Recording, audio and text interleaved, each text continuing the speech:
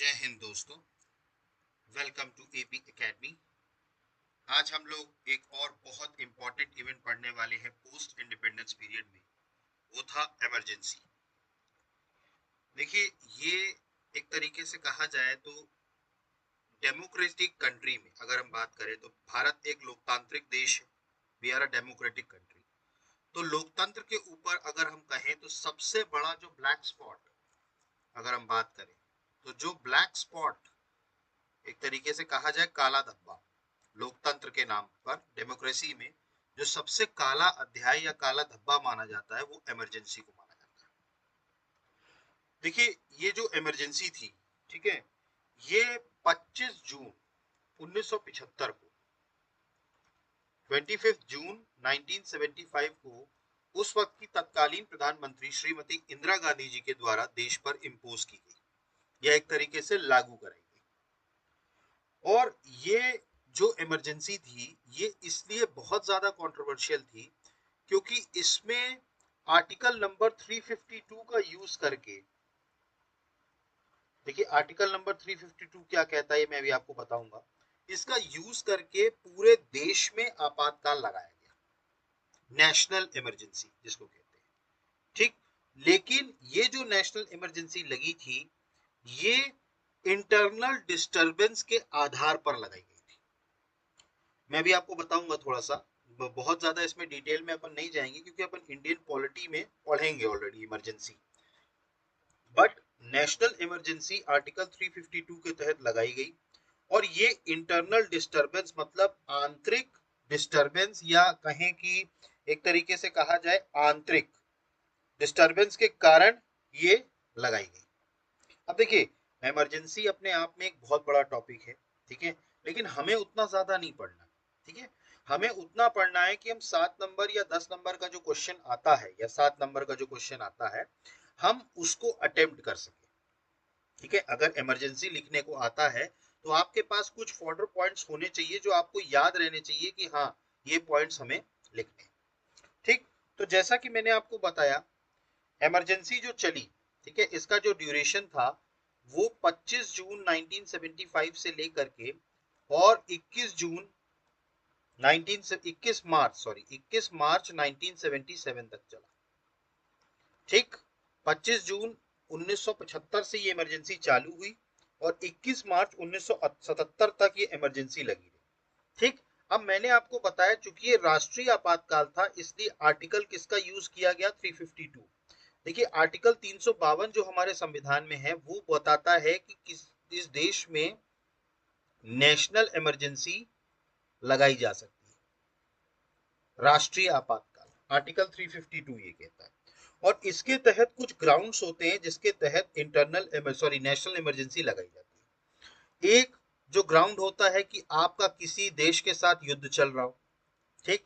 जैसा आपको याद होगा भारत और चाइना के बीच में 1962 का जो युद्ध हुआ था तब हमारे देश में सबसे पहली बार राष्ट्रीय आपातकाल लगाया गया था। देखिए, हमारे देश में आज तक टोटल 3 बार राष्ट्रीय आपातकाल लगाया गया है आज तक। पहला आपातकाल जो लगा था वो 1962 में भारत और चीन के युद्ध के बीच में हुआ था। हालांकि 1965 में भी भारत और पाकिस्तान का युद्ध हुआ था, लेकिन चूंकि राष्ट्रीय आपातकाल 1961 से 62 से लगा हुआ था वही राष्ट्रीय आपातकाल जो था वो कंटिन्यू किया गया। इसके बाद जो दूसरा राष्ट्रीय आपातकाल लगा था नेशनल इमरजेंसी वो इंडिया और पाकिस्तान का 1971 का जो वॉर हुआ था उसमें लगाई गई, ठीक है। जब भारत और पाकिस्तान के बीच युद्ध हुआ था 1971 का, एक तब राष्ट्रीय आपातकाल लगाया गया था। और तीसरी बार जो लगाया गया राष्ट्रीय आपातकाल वो लगाया गया 25 जून 1975 को। अब देखिए हमारे देश में 3 आपातकाल लगाए गए राष्ट्रीय आपातकाल, लेकिन तीनों में डिफरेंस क्या था। पहले जो 2 आपातकाल लगाए गए थे, नेशनल इमरजेंसी लगाई गई थी, वो उसका आधार था किसी दूसरे देश से युद्ध। मतलब जब भी कभी हमारा किसी दूसरे देश से युद्ध होगा तो ये सरकार की जिम्मेदारी है कि वो राष्ट्रीय आपातकाल लगाए, ठीक। अब हुआ क्या कि पहले 2 जो थे वो तो युद्ध के कारण हुए थे, लेकिन ये जो तीसरा जो लगाया गया था 1975 में ये इंटरनल डिस्टरबेंस के कारण लगाया गया था।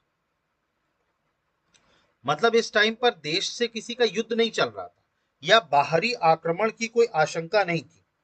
इस टाइम पर सरकार ने आंतरिक तौर पर इंटरनल डिस्टरबेंस के आधार पर क्या कर दिया था, इमरजेंसी लागू कर दी थी। और ये सबसे कंट्रोवर्शियल इसीलिए बनी क्योंकि आपने इंटरनल डिस्टरबेंस का यूज करके, ठीक है, और जितने भी अपने जो लोग थे जो आपकी विचारधारा से सहमत नहीं थे, उन सबको एक झटके में क्या कर दिया, जेल में बंद कर दिया। देखिए हुआ क्या कि जब राष्ट्रीय आपातकाल लगा, ठीक है, तो उसके बाद से जो उस टाइम पर देखिए रूलिंग गवर्नमेंट उस टाइम पर कांग्रेस की थी, उस टाइम पर इंदिरा गांधी देश की प्रधानमंत्री थी।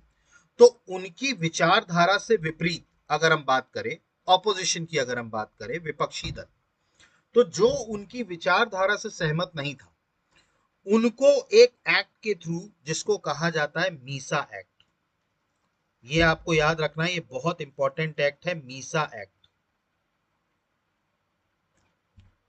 ठीक, ठीक, इसको कहा जाता है मीसा एक्ट। ठीक है, इसका फुल फॉर्म है maintenance of internal security act, maintenance of internal security act, Misa.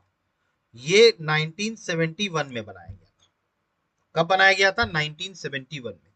देखिए मीसा एक्ट क्यों बनाया गया था, मैं अभी उस पर आ रहा हूं, ठीक है। अब पहले हम समझ लेते हैं मीसा एक्ट क्या है, क्योंकि जितने भी ऑपोजिशन के लीडर्स थे इस इमरजेंसी के दौरान, जैसे जयप्रकाश नारायण थे, अटल बिहारी वाजपेयी थे, आपके मुरारजी देसाई थे, ये सब जितने भी बड़े लीडर्स थे या जितने भी लीडर्स थे, सबको जेल में बंद कर दिया गया था। और कौन सा एक्ट लगाया गया था, Misa act, maintenance of internal security act. देखिए ये एक्ट 1971 में लाया गया था।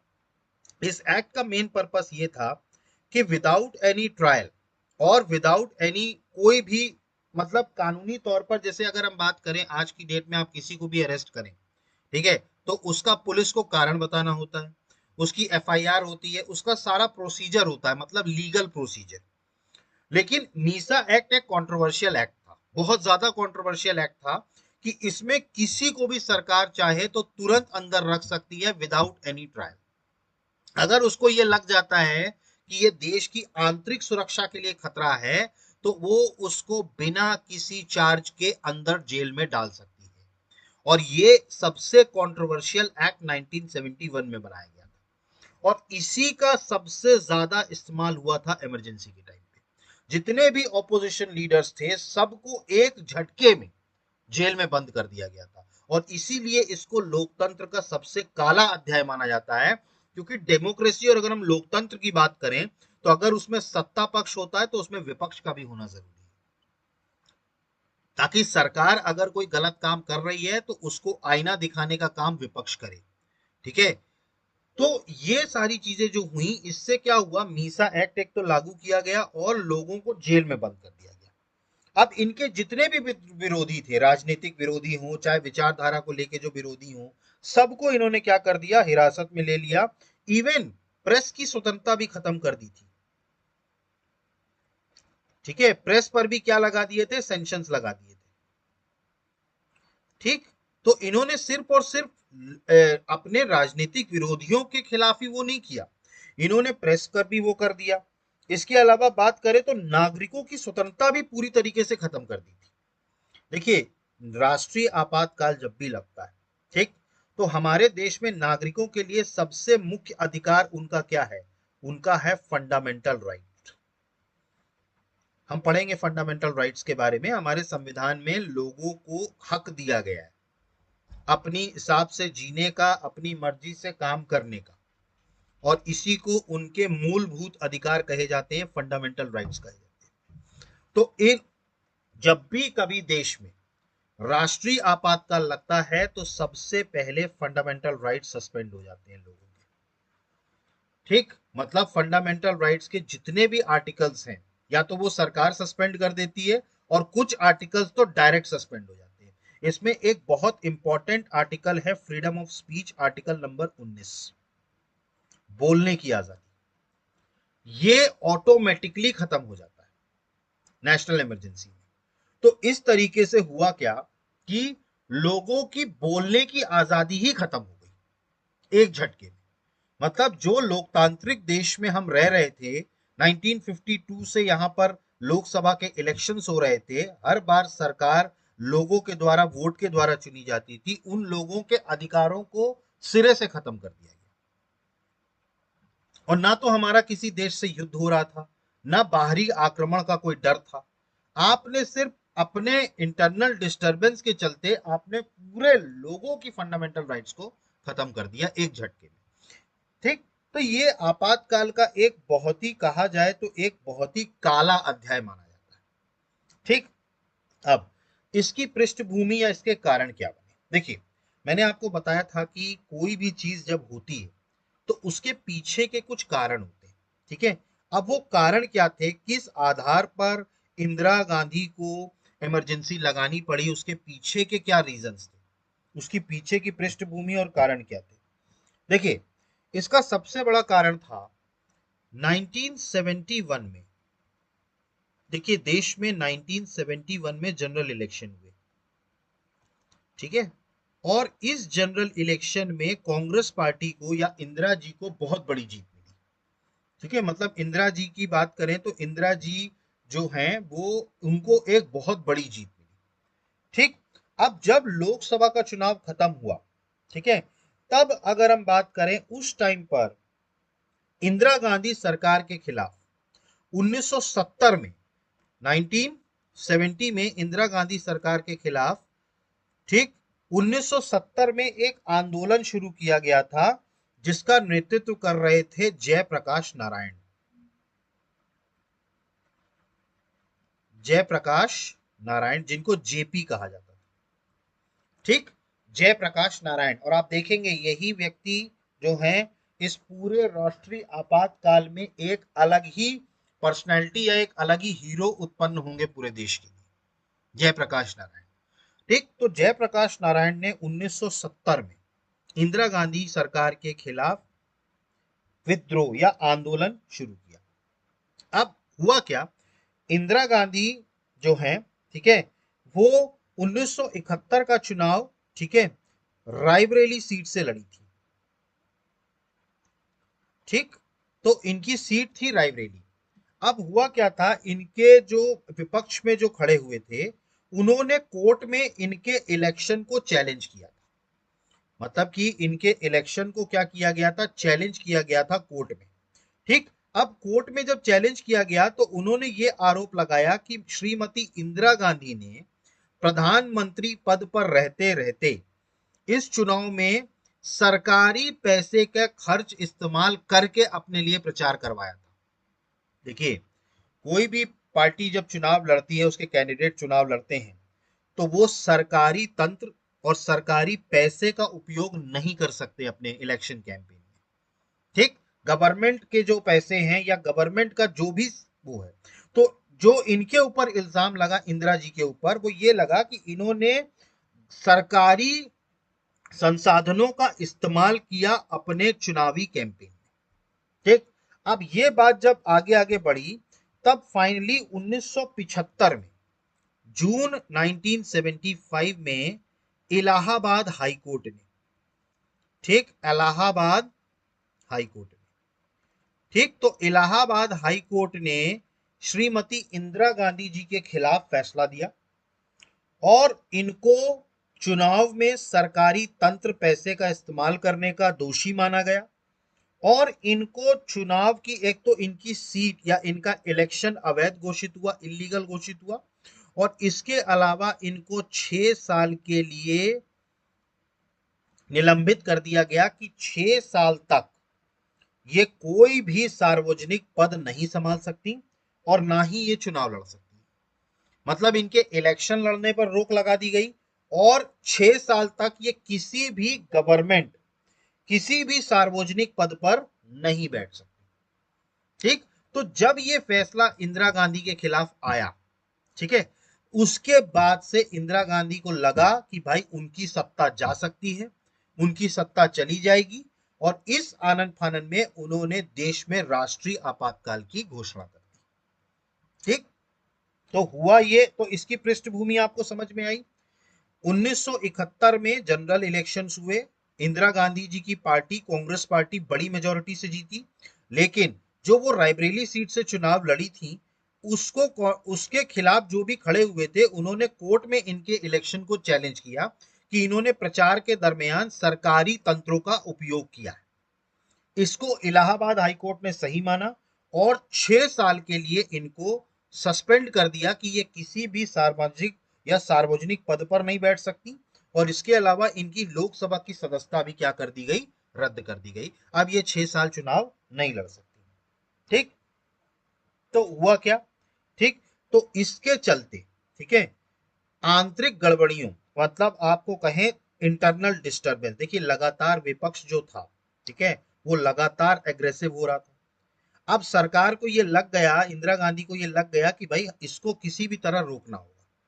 ठीक है, तो ये जो दबाव और विरोध का सामना जो चल रहा था, मतलब जो इतना ज्यादा प्रेशर और इतना ज्यादा ऑपोजिशन झेलना पड़ रहा था, इसके चलते इंदिरा गांधी ने 25 जून 1975 को आर्टिकल 352 का इस्तेमाल करके आंतरिक गड़बड़ी, इंटरनल डिस्टरबेंस के आधार पर, ठीक है, आंतरिक गड़बड़ी इंटरनल डिस्टरबेंस के आधार पर क्या कर दिया, इमरजेंसी लगा दी।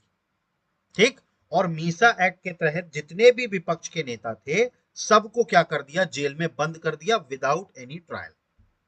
एक तकरीबन 18 महीने तक, जब तक आपातकाल रहा तब तक सारे विपक्ष के नेता जो थे वो जेल में थे, जो भी विपरीत विचारधारा के नेता थे सबको जेल में डाल दिया गया। ठीक, बाद में जब 1977 में इमरजेंसी हटी, चुनाव हुए, दूसरी सरकार आई, उस टाइम पर उस सरकार ने सबसे पहले तो इस मीसा एक्ट को खत्म किया। तो ये मीसा एक्ट कब खत्म हुआ था, 1977 में, याद रखिएगा। ठीक है, 1977 में ये एक्ट को खत्म कर दिया गया। ठीक, तो ये चीज हुई, तो आपको पृष्ठभूमि समझ में आई। ठीक, अब इसके चलते 25 जून 1975 को इंदिरा गांधी जी ने इमरजेंसी घोषित कर दी, आपातकाल घोषित कर दिया। अब आपातकाल के दौरान, ठीक है, जैसे ही इमरजेंसी घोषित हुई तो सबसे पहला जो एक तरीके से कहा जाए जो बुलडोज किया गया या जिस तरीके से दबाया गया, वो दबाया गया प्रेस को। देखिए, क्योंकि प्रेस जो था ना, ठीक है, देखिए प्रेस जो होता है ये देश की आवाज होता है। ठीक है, चाहे प्रिंट मीडिया हो चाहे इलेक्ट्रॉनिक मीडिया हो, ये देश की आवाज होती है। ठीक है, तो सबसे पहले जो लगाया गया, जो एक तरीके से कहा गया, तो प्रेस के ऊपर सबसे पहले लिमिटेशन लगाई गई। बहुत सारे ऐसे अखबार थे जिनकी बिजली काट दी गई थी, इवन रात बिजली तक काट दी गई ताकि अगले दिन अखबार ना छप सके। क्योंकि देखिए उस वक्त पर लोगों को इमरजेंसी का इतना वो नहीं था, उनको नहीं पता था कि इतना इमरजेंसी से क्या क्या होता है। ठीक, तो इसके चलते प्रेस जो था, ठीक है, उस पर सबसे पहले सैंक्शन लगाए गए। ठीक, इसके अलावा लोगों के, देखिए मैंने आपको बताया था नेशनल इमरजेंसी लगी मतलब फंडामेंटल राइट्स खत्म, और फंडामेंटल राइट्स में ऑटोमेटिकली क्या खत्म हो जाता है, आर्टिकल नंबर 19। ठीक, जो कि बोलने की आजादी है, वही खत्म हो गई, तो फिर बाकी फंडामेंटल राइट्स का कोई मतलब नहीं रह जाता। ठीक, तो राष्ट्रीय आपातकाल में लोगों के अधिकारों को निलंबित कर दिया गया था। ठीक है, और इसी आपातकाल के दौरान जो पॉलिटिकल वर्कर्स थे ऑपोजिशन के, चाहे वो जनता दल के लोग हों या आपके मतलब जो जनसंघ के लोग हों, जो भी थे, जो भी विपक्ष में था, सभी को जेल में डाला गया। इवन जो पत्रकार या जो हम कहें कि जो प्रेस वाले हैं जो सरकार के खिलाफ लिखते थे, ठीक है, जो सरकार के खिलाफ लिखते थे या उनके खिलाफ जो है प्रेस में लिखा करते थे, उनको भी जेल में डाला गया। ठीक है, जितने विपक्षी के नेता थे, इवन राजनीतिक कार्यकर्ताओं को भी क्या डाला गया, मीसा के तहत जेल में डाला गया। ठीक है, और बिना किसी मुकदमे के उनको 18 महीने तक जेल में रखा गया, बिना किसी मुकदमे के, बिना किसी ट्रायल के।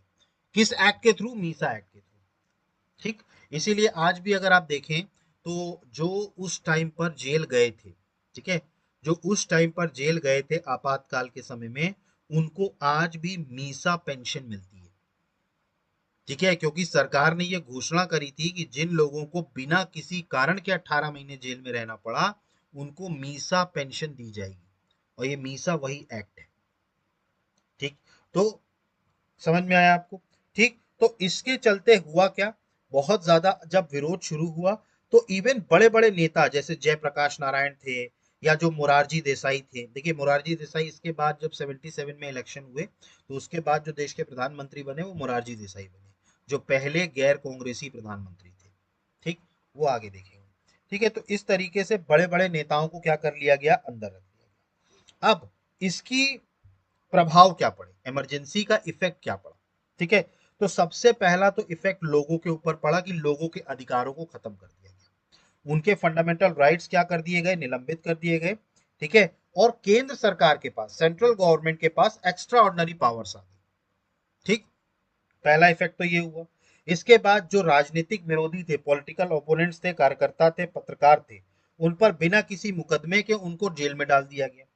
तीसरा इसका हुआ, प्रेस को, मीडिया को एक तरीके से कहा जाए तो प्रेस के ऊपर क्या कर लिया गया, सेंसरशिप लगा दिया गया। ठीक है, तो ये जिसके कारण क्या कर दिया गया, कई सारे प्रकाशनों पर भी प्रतिबंध लगा दिए गए। ठीक है, मतलब जो विपक्ष के रूप में, सरकार के विपक्ष में बोला करते थे, उन सारे पत्रकारों को क्या किया गया था, या प्रेस को वो कर दिया गया था। इसके बाद बात करें तो सरकार ने जितने भी, ठीक है, देखिए चूंकि सरकार के अगेंस्ट में अगर हम बात करें तो कई बार सभाएं लगाई जाती हैं, प्रदर्शन किए जाते हैं, या विरोध प्रदर्शन किया जाता है, इन सारी चीजों पर बैन लगा दिया गया। मतलब आप सरकार का विरोध कर ही नहीं सकते। आपको अगर तकलीफ हो रही है तो आप अपने तक रखिए, आप सरकार का विरोध नहीं कर सकते। इसके अलावा जनसंख्या नियंत्रण, देखिए पॉपुलेशन कंट्रोल करने के लिए इस टाइम पर, ठीक है, एक बहुत ही कंट्रोवर्शियल काम किया गया था पॉपुलेशन को कंट्रोल करने के लिए, वो किया गया था नसबंदी अभियान। ठीक है, मतलब इम्पोर्टेंट बनाना, नसबंदी कर देना लोगों की, तो लोगों की जबरन जबरन नसबंदी कराई गई। ठीक है, पॉपुलेशन को, जनसंख्या को कंट्रोल में करने के लिए। ठीक है, तो संख्या वृद्धि जो हो रही थी उसको नियंत्रित करने के लिए। ठीक है, तो इसके अलावा, ठीक है, इसके अलावा जितनी भी झुग्गी झोपड़ियां थी उनको भी जबरन हटाया जा रहा था, और जो सौंदर्यकरण है उसका काम किया जा रहा था। इसके अलावा आपको याद होगा, इन्होंने इसी टाइम पर 1976 में 42वां संविधान संशोधन लाया था, 42nd कॉन्स्टिट्यूशनल अमेंडमेंट एक्ट, जिसके तहत इन्होंने संविधान के लगभग लगभग सभी पॉइंट्स को बदलने की कोशिश करी। मतलब इन्होंने क्या किया, एक तो पहले तो आपातकाल लगाया, सबको अंदर डाला, और उसके बाद एक कंट्रोवर्शियल एक्ट बनाया, 42nd कॉन्स्टिट्यूशनल अमेंडमेंट एक्ट, जिसको मिनी कॉन्स्टिट्यूशन भी कहा जाता है। क्या बोला जाता है, मिनी कॉन्स्टिट्यूशन भी, क्योंकि इसमें संविधान के जितने भी प्रावधान थे, ज्यादातर प्रावधानों में सरकार ने अपने हिसाब से बदलाव कर दिए थे। ठीक, इसके अलावा इस आपातकाल के दरमियान इन्होंने न्यायाधीशों की नियुक्ति को भी कंट्रोल करने का प्रयास किया था। ठीक है, तो सरकार उन्हीं लोगों की नियुक्ति कर रही थी न्यायाधीशों में जो सरकार के पक्ष वाले, मतलब जुडिशरी में, जैसे आज की डेट में अगर हम बात करें तो जो जुडिशरी है, ठीक है, जुडिशरी का जो अपॉइंटमेंट होता है उसके लिए क्या है अपना, ठीक है, ये बताइएगा, जुडिशरी को जो अपॉइंट करते हैं, ठीक है, वैसे तो राष्ट्रपति अपॉइंट करते हैं, ठीक है, लेकिन जुडिशरी के लिए क्या है, ठीक है, तो वो बताइएगा। ठीक, तो आज की डेट में जो उस टाइम पर हुआ कि जो सरकार थी वो उन्हीं लोगों को जज बना रही थी जो उनके फेवर की बात करें, ताकि अगर कोई कोर्ट में जाता भी है तो भी सरकार के ही फेवर में बात हो। ठीक है, कोलिजियम सिस्टम, इसको बात कर रहे थे, कोलिजियम सिस्टम। जैसे आज की डेट में जो जजेस हैं उनकी नियुक्ति जजों के अलावा एक कोलिजियम सिस्टम है वही करता है, सरकार का उसमें कोई रोल नहीं होता। ठीक है, तो इसने क्या किया, इन सारी चीजों ने क्या किया गया, एक तरीके से जुडिशरी को भी कंट्रोल करने की कोशिश की गई। ठीक, तो ये सारे इसके क्या निकले, प्रभाव निकले। ठीक, अब इसके बाद हुआ क्या, जब विरोध बहुत ज्यादा होने लगा और इंदिरा गांधी को अब समझ में आ गया कि भाई अब कुछ नहीं हो सकता, तब फाइनली 21 मार्च 1977 को उन्होंने इमरजेंसी वापस ले ली। ठीक, तो 21 मार्च 1977 को, ठीक है, बहुत ज्यादा, ठीक है, अंतरराष्ट्रीय, देखिए इंटरनेशनल लेवल पर भी आलोचना शुरू हो गई थी। भाई आप ऐसे पूरे देश को आप जेल नहीं बना सकते, देश के नागरिकों का कुछ हक बनता है, आप उसको जेल नहीं बना सकते, किसी को भी उठा के आप अंदर डाल दो। ठीक, तो 21 मार्च 1977 को इन्होंने आपातकाल हटा दिया, इंदिरा गांधी ने, और उसी टाइम पर फ्रेश इलेक्शन की घोषणा कर दी। ठीक है, तो आम चुनावों की घोषणा कर दी गई 1977 में। ठीक, तो इस तरीके से इमरजेंसी खत्म हुई 21 मार्च 1977 को। अब इसका परिणाम क्या निकला? देखिए, इमरजेंसी हट गई, अब इसका परिणाम क्या निकला? सबसे पहला तो आम चुनाव हुए 1977 में, और इंदिरा गांधी जी के नेतृत्व वाली कांग्रेस पार्टी की बुरी तरह हार हुई। ठीक है, बहुत बुरी तरह हार हुई, जनता ने इनको पूरी तरीके से नकारा। ठीक है, और बुरी तरीके से इनको चुनाव हराया। ठीक है, और जो जनता पार्टी गठबंधन बना था, जो पूरी, देखिए जितनी भी विपक्षी पार्टियां थी इस टाइम पर, वो सारी एकजुट होकर के उन्होंने एक नई पार्टी बनाई थी, जनता पार्टी। इसमें जितनी भी विपरीत विचारधारा वाले लोग थे सब इसमें शामिल थे, और ये जनता पार्टी की सरकार बनी 1977 में। ठीक है, और इसी टाइम पर इनके देश के सबसे पहले गैर कांग्रेसी प्रधानमंत्री बने मोरारजी देसाई। मोरारजी देसाई। ठीक, तो मोरारजी देसाई जो है वो देश के सबसे पहले गैर कांग्रेसी प्रधानमंत्री बने। ठीक है, इसके अलावा अगर हम बात करें तो एक तरीके से कहा जाए तो आपातकाल जो है वो भारत के इतिहास में सबसे कंट्रोवर्शियल रहा है, और लोकतंत्र के लिए जो मैंने आपको बताया, जिसमें नागरिकों की स्वतंत्रता पूरी तरीके से खत्म हो जाए, ठीक है, इसको लेकर के कांग्रेस पार्टी की आज भी सबसे ज्यादा आलोचना होती है इमरजेंसी को लेकर। आज भी अगर कांग्रेस पार्टी ये कहती है कि हम डेमोक्रेसी या हम लोकतांत्रिक की बात करते हैं, तो आज भी लोगों का उनके ऊपर विश्वास उतना नहीं होता, क्योंकि उनको पता है इतिहास में आप ही ने लोकतंत्र को शायद सबसे पहली बार और देश में एक लौती बार लोकतंत्र को सबसे बड़ा खत्म किया गया था, जब लोगों की स्वतंत्रता पूरी तरीके से छीन ली गई। तो इसका बहुत दूरगामी प्रभाव पड़ा। ठीक है, अब इससे हुआ क्या? एक तो सरकार बदली, जनता पार्टी सरकार में आई, और मैंने आपको बताया था 42वें संविधान संशोधन के तहत इन्होंने बहुत सारे बदलाव किए गए थे। तब जनता पार्टी ने, ठीक है, एक और संविधान लाया जिसका था 44th कॉन्स्टिट्यूशनल अमेंडमेंट एक्ट, और इससे जो भी चेंजेस 42वें संविधान संशोधन में किए गए थे उन सारी चीजों को वापस से उस हिसाब से कर दिया गया। मतलब कि जो 42वें संविधान संशोधन से पहले जो प्रावधान थे उनको वापस 44वें संविधान संशोधन से वापस रख दिया गया। ठीक है, तो ये सारी चीजें हुई।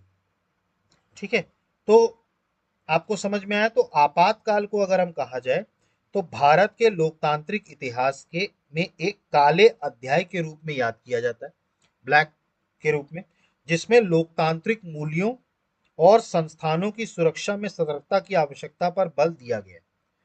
यह लोकतांत्रिक सिद्धांतों को बनाए रखने में मीडिया, नागरिक समाज और मतदाताओं की भूमिका पर भी प्रकाश डालता है। ठीक, इससे पता चलता है कि डेमोक्रेसी कितनी जरूरी है, और अगर आप इमरजेंसी लगाएंगे डेमोक्रेटिक देश में तो आप ज्यादा दिन तक टिक नहीं पाएंगे। समझ में आया आपको राष्ट्रीय आपातकाल? ठीक, 1975 से लेकर के 77 तक क्यों लगाया गया? ठीक, तो ये 4 पॉइंट्स आपको क्लियर हुए। ठीक, अब हम देख लेते हैं इसके क्या क्या पॉइंट्स हैं। ठीक है, तो नेशनल इमरजेंसी की अगर हम बात करें तो emergency in India was the period from 25 June 1975 to 21 March 1977 when the prime minister Indira Gandhi declared emergency under article 352। मैंने आपको बताया था कि भारत में आपातकाल जो था वो 25 जून से लेकर के 21 मार्च 1977 तक रहा, और इंदिरा गांधी जी जो उस टाइम की तत्कालीन प्रधानमंत्री थी उन्होंने अनुच्छेद 352, आर्टिकल 352 के तहत राष्ट्रीय आपातकाल की घोषणा कर दी। इसके बाद बात करें, it was a dark chapter in Indian history when civil liberties were suspended, political opponents were detained and censorship was imposed on the press। मैंने आपको बताया यह भारत के इतिहास में एक अंधेरा अध्याय था, डार्क चैप्टर, जहां पर नागरिक स्वतंत्रता, सिविल लिबर्टीज को निलंबित किया गया, सस्पेंड किया गया। इसके अलावा पॉलिटिकल ओपोनेंट्स, राजनीतिक विरोधियों को हिरासत में लिया गया, डिटेन किया गया, और प्रेस पर सेंसरशिप लगाया गया, मतलब censorship was imposed on the press. ठीक, तो it is a dark chapter. इसके बाद हमने इसके बैकग्राउंड देखे थे कि क्या इसका बैकग्राउंड था। तो मैंने आपको बताया था 1971 का इलेक्शन हुआ था। The Congress party led by Indira Gandhi von a landslide victory in the 1971 Lok Sabha elections. ठीक, मैंने आपको बताया था इंदिरा गांधी जी के नेतृत्व में कांग्रेस पार्टी ने 1971 का चुनाव बहुत बड़े अंतर से जीता, लेकिन ऑपोजिशन का धीरे धीरे उदय हो रहा था 1970s में। अगर हम बात करें तो opposition parties led by Jayaprakash Narayan and launched a movement against Indira Gandhi government. देखिए इन्होंने क्या किया, एक जयप्रकाश नारायण जो थे विपक्ष के तौर पर ये उभरे, ठीक है, और इन्होंने इंदिरा गांधी सरकार के खिलाफ मूवमेंट लॉन्च किया, ठीक है, 1970s में। इसके अलावा मैंने आपको बताया था कि इनके चुनाव को लेकर के, इंदिरा गांधी जी के चुनाव को लेकर के पिटीशन फाइल की गई थी कि इन्होंने सरकारी तंत्रों का इस्तेमाल किया है अपने चुनाव प्रचार में। तो इनके चुनाव को अवैध घोषित किया गया जून 1975 में इलाहाबाद हाईकोर्ट में। ठीक, आप टाइमिंग देखिए, जून 1975 में इलाहाबाद हाईकोर्ट का वर्डिक्ट आया और जून 1975 में ही इमरजेंसी लगा दी गई। ठीक, तो इंदिरा गांधी के इलेक्शन को जो लोकसभा का था उसको इनवैलिड किया गया due to electoral malpractices. Electoral malpractices का मतलब ही ये होता है कि लोगों को प्रभावित करने के लिए सरकारी तंत्र का प्रयोग किया गया, ठीक है। और उनको क्या किया गया, उनको आदेश दिया गया कि वो अपनी सीट छोड़े और उनको कोई भी पब्लिक ऑफिस रखने के लिए 6 साल के लिए क्या कर दिया गया, वो कर दिया गया, मतलब 6 साल के लिए उनके ऊपर क्या लगा दिया गया, प्रतिबंध लगा दिया गया कि वो किसी भी, ठीक है, सार्वजनिक पद संभालने से नहीं संभाल सकते। यहां तक हुआ, ये इसका बैकग्राउंड था। इसके बाद फिर हमने देखा कि इमरजेंसी कैसे लगाई गई। तो 25 जून 1975 को facing mounting political pressure and opposition, Indira Gandhi declared an emergency citing internal disturbance as the reason. She used Article 352 of the Indian Constitution to justify the move. देखिए 25 जून 1975 को बढ़ते राजनीतिक दबाव और विरोध का सामना करते हुए इंदिरा गांधी ने आंतरिक गड़बड़ी को कारण बताते हुए, इंटरनल डिस्टर्बेंस को कारण बताते हुए आपातकाल की घोषणा कर दी। She has declared the emergency, ठीक है। और उन्होंने किसका इस्तेमाल किया, आर्टिकल 352 का ऑफ द इंडियन कॉन्स्टिट्यूशन।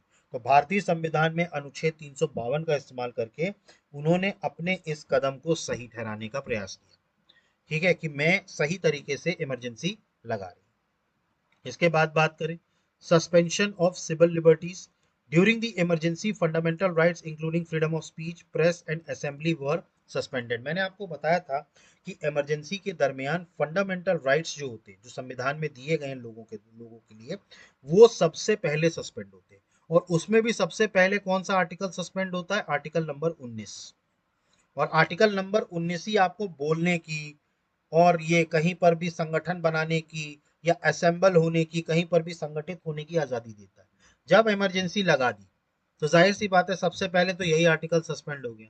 तो अब आप ना आपके पास बोलने की आजादी है, ना प्रेस को बोलने की आजादी है, और ना ही आप कहीं इकट्ठा होकर के विरोध प्रदर्शन कर सकते हैं। वो सब चीजों को एक झटके में क्या कर दिया गया, सस्पेंड कर दिया गया। इसके अलावा बात करें arrest and detention, thousands of political activists, journalists and opposition leaders were arrested and detained without trial during the emergency. मैंने आपको बताया था कि आपातकाल के दौरान जितने भी राजनीतिक कार्यकर्ता थे, पत्रकार थे, इसके अलावा जो विपक्ष के नेताओं को बिना किसी मुकदमे के, विदाउट एनी ट्रायल, उनको गिरफ्तार कर लिया गया और हिरासत में ले लिया गया इमरजेंसी के टाइम पर। और ये किस एक्ट के तहत लिया गया था, मैंने आपको बताया था मीसा एक्ट। मीसा एक्ट कब बना था, 1971। तो मीसा एक्ट के तहत क्या किया गया था, इनको अंदर किया गया। और जितने भी प्रोमिनेंट ऑपोजिशन फिगर्स थे, जैसे जयप्रकाश नारायण हैं, मोरारजी देसाई हैं, मैंने आपको बताया था अटल बिहारी वाजपेयी, ठीक ठीक, तो ये सब जो प्रोमिनेंट लीडर्स थे उनको क्या कर दिया गया, जेल में डाल दिया। ठीक, तो ये इमरजेंसी हुई। अब इसके बाद इनके इफेक्ट क्या हुए इमरजेंसी के। सबसे पहला तो राइट्स का सस्पेंशन हुआ भाई, अधिकारों का हनन हुआ भाई। सबसे पहले तो फंडामेंटल राइट्स ही सस्पेंड हो गए और central government was granted extra potential power, मतलब केंद्र सरकार को व्यापक शक्तियां प्रदान दे दी गई और फंडामेंटल राइट्स को क्या कर दिया गया, सस्पेंड कर दिया गया। इसके अलावा मैंने आपको बताया कि पॉलिटिकल ओपोनेंट्स जो थे, ठीक है, हजारों की संख्या में जितने भी राजनीतिक विरोधी एक्टिविस्ट या जर्नलिस्ट थे, उनको अरेस्ट कर लिया गया विदाउट एनी ट्रायल। सैकड़ों राजनीतिक विरोधियों, कार्यकर्ताओं और पत्रकारों को बिना मुकदमे के गिरफ्तार कर लिया गया। ठीक, इसके बाद इसका क्या इफेक्ट हुआ, सेंसरशिप ऑफ द प्रेस, ठीक है, the government impose strict censorship on the media and band many publications. मैंने आपको बताया प्रेस सरकार ने मीडिया पर सख्त सेंसरशिप लगा दी थी और कई प्रकाशनों पर प्रतिबंध लगा दिया गया। इसके अलावा बात करें अदर रिस्ट्रिक्शंस क्या क्या थी। The government band meetings, demonstrations and protest. मैंने आपको बताया सरकार ने सभाओं, प्रदर्शनों और विरोध प्रदर्शनों पर प्रतिबंध पूरी तरीके से लगा दिया था। इसके अलावा बात करें फोर्स्ड स्टरलाइजेशन का मतलब होता है नसबंदी, ठीक है। There were reports of forced sterilisation drives in some states to control population growth. देखिए कुछ राज्यों में ये रिपोर्ट्स आई कि जबरन नसबंदी कराई जा रही है, मेल की लोगों की जबरन नसबंदी कराई जा रही है ताकि पॉपुलेशन को कंट्रोल किया जा सके, ठीक। तो ये हुआ। इसके अलावा बात करें लार्ज स्केल क्लीनलीनेस ड्राइव। देखिए अब जो है शहरों के सौंदर्यीकरण के काम के लिए झुग्गी झोपड़ियां जितनी भी थी, स्लम ड्वेलर्स, उनको जबरदस्ती क्या किया गया, हटाया गया, ठीक है। तो मतलब साफ सफाई रखने के लिए, सौंदर्यीकरण के लिए जो झुग्गी झोपड़ियां थी उन लोगों को भी जबरन हटाया गया। इसके अलावा मैंने आपको बताया control over the judiciary. Government ने क्या किया, उन लोगों को कंट्रोल करने के लिए उन लोगों को अपॉइंट करना शुरू कर दिया जजेस के रूप में जो रूलिंग पार्टी के लिए सिंपैथेटिक हो, ठीक है। देखिए गवर्नमेंट की हमेशा से ये कोशिश रहती है कि न्यायाधीशों में वही न्यायमूर्ति बैठे जो सरकार के प्रति थोड़े से, मतलब एक तरीके से कहा जाए सहानुभूति रखे, सिंपैथेटिक रखे टू द रूलिंग पार्टी। तो इस तरीके से न्यायपालिकाओं को भी क्या किया गया, नियंत्रण में रखा गया, ठीक। तो आपको समझ में आया क्या क्या आपातकाल की प्रभाव थे। अधिकारों का निलंबन हुआ, राजनीतिक विरोधियों की गिरफ्तारी, प्रेस का सेंसरशिप, इसके अलावा जबरन नसबंदी, बड़े पैमाने पर स्वच्छता और कंट्रोल ओवर दी जुडिशरी, ये सारी चीजें हुई।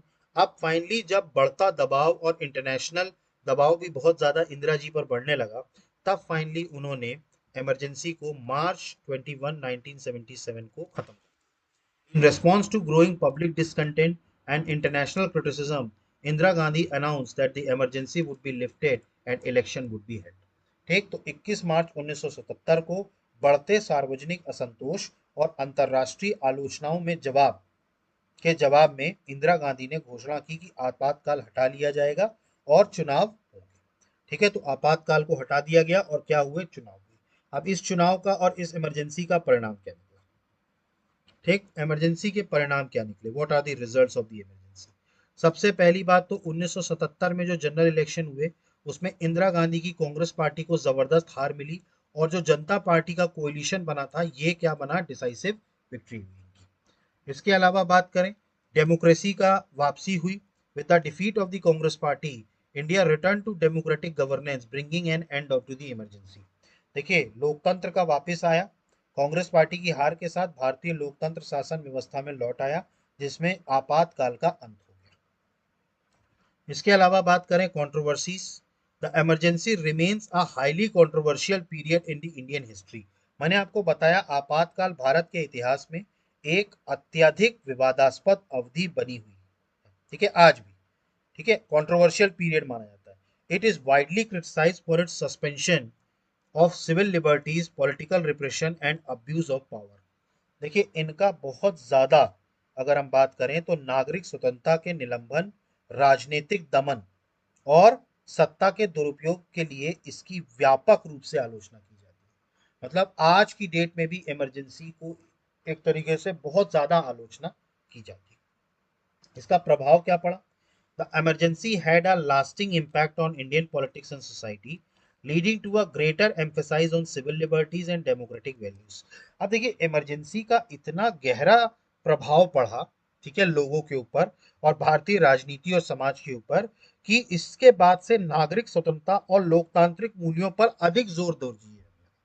मतलब अब बहुत ज्यादा एम्फोसाइज होने लगे सिविल लिबर्टीज और डेमोक्रेटिक वैल्यूज के लिए, ठीक है, क्योंकि इमरजेंसी ने बहुत बड़ा इंपैक्ट डाला था। It also led to constitutional amendments to prevent the abuse of emergency powers. अब देखिए मैंने आपको बताया था 44वां संविधान संशोधन।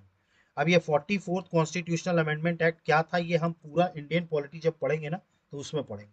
अभी आप ये समझ लीजिए कि 44वें संविधान संशोधन के तहत एक तरीके से कहा जाए तो इमरजेंसी के समय पर जो शक्ति का दुरुपयोग किया गया उसको कम करने के लिए संविधान में और संशोधन किए गए कि फ्यूचर में ये चीज ना हो सके, ठीक है, एक बार हो गई, अब ये फ्यूचर में ना हो सके, ठीक। और इससे हमने क्या सबक लिया? The emergency is remembered as a dark chapter in India's democratic history, emphasizing the need for vigilance in safeguarding democratic values and institutions. It also highlights the role of media, civil society, and voters in upholding democratic principles. तो मैंने आपको बताया कि आपातकाल को भारत के लोकतांत्रिक इतिहास में एक काले अध्याय के रूप में याद किया जाता है, जिसमें लोकतांत्रिक मूल्यों और संस्थानों, डेमोक्रेटिक वैल्यूज और इंस्टीट्यूशंस की सुरक्षा में, ठीक है, उनकी सेफ गार्डिंग में सतर्कता की आवश्यकता पर बल दिया गया। ठीक है, vigilance, the need for vigilance, इस पर बल दिया गया कि भाई उनको सेफ कैसे रखा जाए। ठीक, इसके अलावा लोकतांत्रिक सिद्धांतों में अगर हम बात करें, डेमोक्रेटिक प्रिंसिपल्स में बनाए रखने में मीडिया का क्या रोल होता है, इसके अलावा नागरिक समाज, सिविल सोसाइटी का क्या रोल होता है, और मतदाताओं का क्या भूमिका है, इसको पर भी क्या डाला गया? प्रकाश डाला गया। क्लियर? ठीक, तो ये थी हमारी इमरजेंसी। ठीक, तो आई होप कि आपको इमरजेंसी पूरी तरीके से समझ में आई होगी। देखिए, इसमें आपको बहुत ज़्यादा डिटेल में नहीं जाना है। ठीक है, इमरजेंसी अपने आप में एक बहुत बड़ा टॉपिक है, बट इसमें आपको उतना ज़्यादा डिटेल में नहीं जाना है। मैंने जितने पॉइंट्स आपको बताए हैं, इतने पॉइंट्स आप नोट करके चलिए। ठीक है, देखिए मैं नोट्स अभी प्रोवाइड नहीं कर रहा हूँ। आपको अगर इस ये नोट्स चाहिए तो आप स्क्रीनशॉट खींच सकते हैं, या आप इसको पॉज करके नोट्स अपने बना भी सकते हैं। मैं आपको प्रेफर करूंगा कि आप पॉज करके नोट्स बनाइए, क्योंकि नोट्स जब आप अपने हाथों से बनाते हैं तो उसको याद रखना पेपर के टाइम पर आसान होता है। ठीक, तो आई होप कि आपको समझ में आ गया होगा, सारी चीज़ें क्लियर हो गई होंगी। ठीक, इसके बाद हम नेक्स्ट टॉपिक जो करेंगे वो अगली क्लास में करेंगे, और आई होप कि आपको सारी चीज़ें समझ में आ गई होंगी। ठीक, तो अगर आपको हमारा चैनल पसंद आ रहा है और आपको अगर ऐसा लग रहा है कि एमपीपीएससी की प्रिपरेशन में हमारे चैनल से आपको कुछ मदद मिल रही है, तो प्लीज़ हमारे चैनल को लाइक कीजिए, सब्सक्राइब कीजिए और मैक्सिमम से मैक्सिमम शेयर कीजिए। ठीक, अगला जो हम टॉपिक पढ़ेंगे, अगला जो इवेंट पढ़ेंगे वो पढ़ेंगे ऑपरेशन ब्लू स्टार।